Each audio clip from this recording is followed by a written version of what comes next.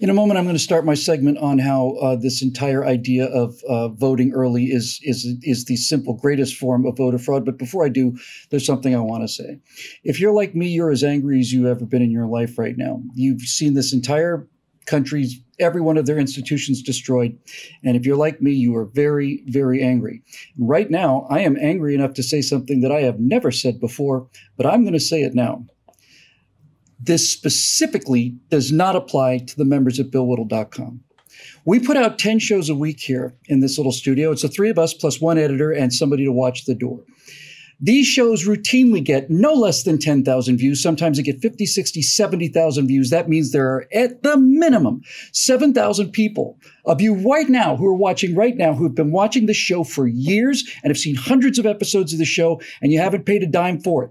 Now, George Soros put $34,000 million into stealing this election, and I am trying to fight this fight by asking for $10 a month for members. I'm talking to the people that have watched this show again and again and again, people who claim to be conservatives and who claim to be patriots and who especially claim to be capitalists, who are used to paying for something of value. So if you are one of those people, I am angry enough to say to you now, please go to BillWhittle.com. You do not have to become a member. And if you don't want to get into the recurring payments, that's fine. There's a donate button on that website. And you have seen a lot of free programming for free. And I can't fight this fight, and Steve can't, and Scott can't, and none of us can, as long as we are being starved of $10 a month, while they put hundreds and hundreds of millions of dollars into this all across the board. I just can't do it. And if you claim to care about this country, you better start paying for what it takes to fight this fight. Enough of that. Now, gentlemen, the idea of early voting is how this election is being stolen. This is my opinion, but I'm looking at the numbers changing and I'm looking at how they're changing, and it's going on right now.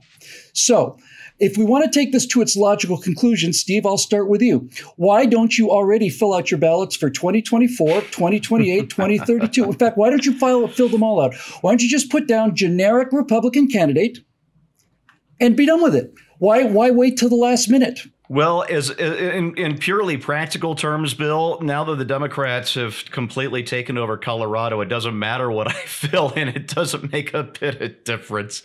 Oh, God, it makes me so sad. It really does. I saw it happen to California when I was living there. It's one of the reasons I got out of California 26 years ago now. I've been in Colorado just over half my life. I came here when I was 25. I'm 51 now. And what happened to California, it's happened to Colorado. It's a cancer. California has metastasized throughout the West. Makes me sad. Listen, it's called Election Day. It's not election season. It's not election week. It's not election month or any of that. It's Election Day. And this is why the whole process, Bill, it's not just that it's easier to conjure up the missing ballots you need to steal the election. When I went to bed last night, Trump was up by more than the number of outstanding ballots, and so that was a lock. And now today I wake up Wednesday morning and find out that ballots are appearing all over Philadelphia. Funny how that works, isn't it? Look, yeah. But you don't need early voting to do that. It makes it easier. You've got more time to prepare and all that good stuff, and you can put the process on hold because you're just swamped with all these early ballots. But the process itself is theft, and let me tell you why. Everybody who voted for Joe Biden before Hunter Biden's laptop came out and wished to change their mind probably didn't, probably couldn't. There are only like 7 states that let you rescind your ballot, and it's a pain in the ass to do it in those 7 states. Everybody who voted for Joe Biden before Trump, or whatever the hell it is he tried to say, and wanted to change their vote based on that, they couldn't do it either. You have Election Day for a reason, because you've got to watch the process and the candidates and the parties play themselves out to the finish line.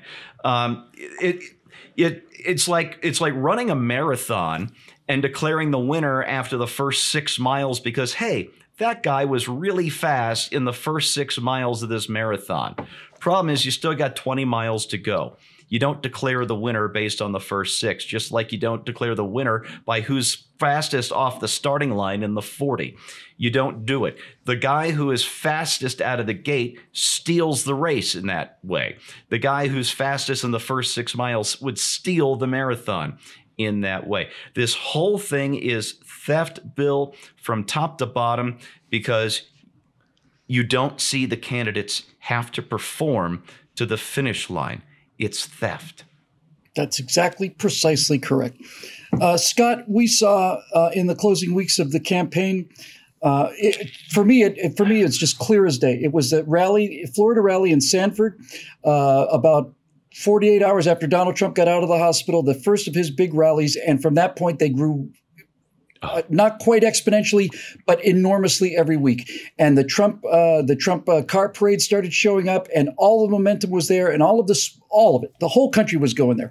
Polls, which I believe are just disinformation campaigns, but nevertheless are reflecting all of this stuff is tightening up. And the Democrat strategy was to make sure that you get your vote locked in for this senile idiot who may say anything or wet himself at any time. They want those votes locked in before all of this stuff is out, before the Hunter Biden laptop is out, all of it. And as long as there is early voting, then there will be no faith in the electoral system. And I maintain that that is the actual goal, is not even so much to win elections as to destroy Americans' faith in the entire idea of the electoral process. No matter who wins this election, no matter who wins it, the other side is going to be utterly convinced that it was a result of cheating. And that's the end of the country. And that's what these people want. So what do we do about it?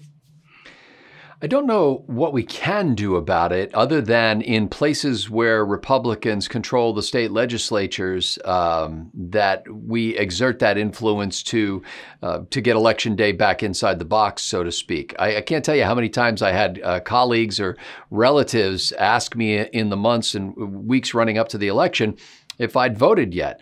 And I just looked at them like they were insane. I said, what do you mean, did I vote yet? And they said, well, you can early vote. And I said, yeah, I can early vote. Why in the world would I want to do that? Do you know what can change between now and November 3rd? Stuff happens. Now, I happen to be a little contrarian on this point in the sense that I wish the entire process of the election were compressed into the time that Democrats want you to have to vote.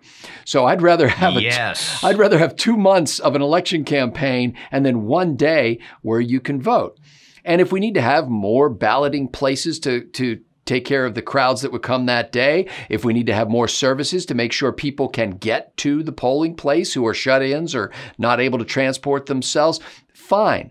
All of that is doable, but there is something about the accountability of a single day at which everybody is doing something in the same way, at the same place within their community, that brings some credibility to the process for everyone concerned.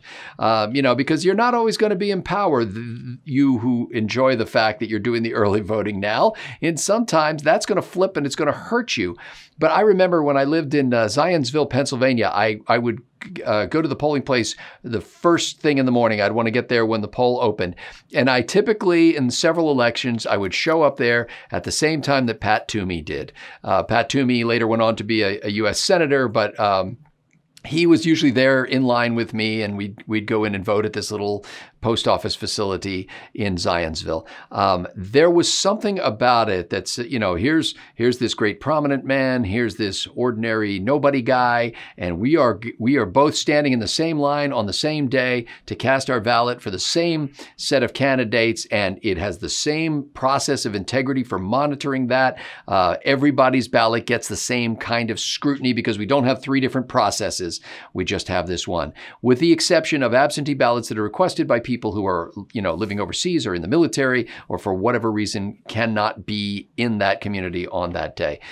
So I think we lose a lot when we stretch it out. The idea is to enfranchise people, but I think even if you get more people to vote, you wind up doing so with less credibility for each vote, and you essentially undercut the very purpose that you claim to be backing, which is this democratic, every man, one man, one vote process. You wind up killing that by the fact that people can't trust it. A republic that is has democratically elected representatives is predicated on the idea that every citizen will accept a loss because they understand that if the loss happens, it's a fair loss. Just Monday night before the election, I put up a video basically saying, if we lose on election day, here's some things to keep in mind. I put up that video because I thought there was a chance that Biden's numbers in the polls might hold up and he might legitimately win this election. So I'm not a person who goes around saying, hey, you know what, we're not going to accept this under any circumstances. I was willing to accept the loss of a legitimate election, but this is not a legitimate election. It is not in any way a legitimate election for any number of reasons that I will elucidate on in a firewall shortly. But let me just say this. Early voting is the exact same situation in a weird sort of way as the abortion issue.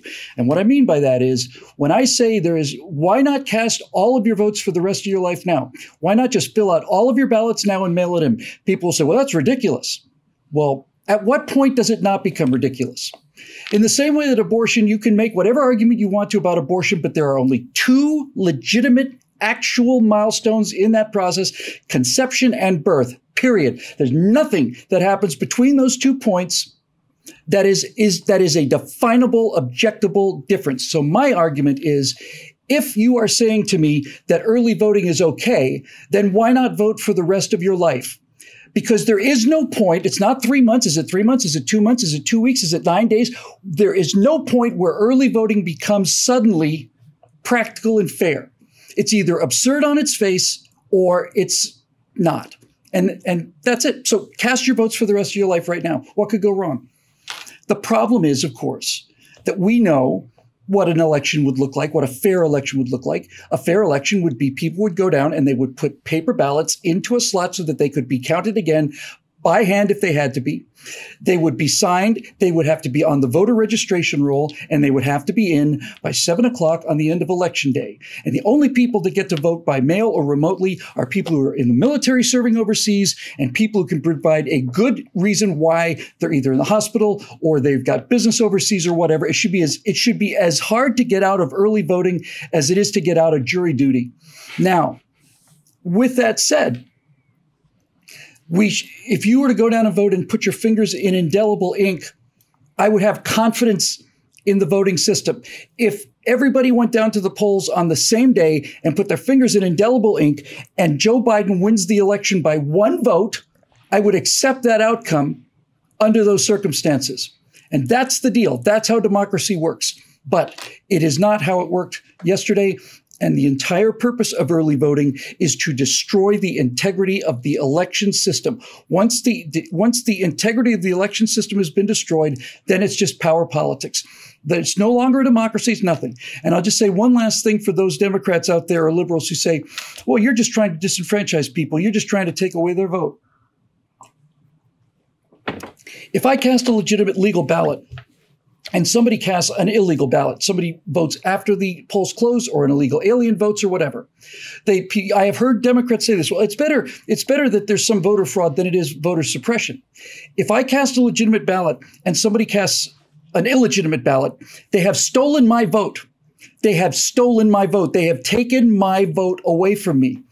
Voter fraud is voter suppression and vice versa. The problem, of course, is the only way to get this rectified is to vote on it. And the voting system is now, in my opinion, irredeemably corrupted and will be for the foreseeable future. And I, for the life of me, do not know what to do about that. But this is a one-way street. It's not Republicans who are calling for early voting. It's not Republicans who are saying you don't need an ID to vote. It's not Republicans who are saying that illegal aliens should vote. It's only one party that is saying this, and it's the party of the left. If they genuinely believe what they say, then why would they have a problem with voter ID? I'm not talking about not counting people's votes. If the Democrats outvote me, great. But they have to be legal votes. Why would they have a problem with that? Because they need to cheat to win. That's why they would have a problem with that. All of it. It is absolutely fraudulent, and it's intended to be that way. So, what do we do about it? I don't know, but I think they have succeeded in their primary purpose, which is to make every single American in the country no longer believe that the vote is legitimate. It doesn't matter who gets into office on January 20th. Half of the country will be utterly convinced one way or another that they cheated. And that is the end of the United States of America. And that was the goal the whole time. And early voting is the number one primary mechanism by which they accomplish this. So we better ask ourselves some serious questions, and we better ask ourselves some questions quickly, because time is running short. And if we're going to continue this argument and this fight, and if there's going to be another election, it's going to be because people like us are trying our best to get the message out there. And for the thousands or tens of thousands of you that have been watching these shows for free, and you wonder why we lose elections, and you wonder why they're cheating in front of our eyes and getting away with it. They're cheating in front of our eyes and getting away with it because George Soros put $34 billion into this, and we're trying to get $10 a month from people. Go over there and make a donation. Give us the tools to fight this fight, for God's sake. You can't complain about the loss of the republic if you're not willing to pay for its defense, period. That's all. That's all I got to say. So members of BillWhittle.com are completely excluded. They have been putting up their money even when they've been dealing with financial hardships to keep these messages coming. And I wouldn't be making this argument to anybody who's not watching the show. But if you've been watching the show 10 times a week for years and you haven't paid, those are the people I'm talking to. It's not right. It's not moral. It's not American. It's not fair. And it is catastrophic. So do something about it. For Steve Green and Scott Ott, I'm Bill Whittle. This is BillWhittle.com, made possible by the paying members at BillWhittle.com who keep these doors open and these lights burning, right, for whom we are eternally grateful. And so is the Republic. We'll see you next week on Right Angle.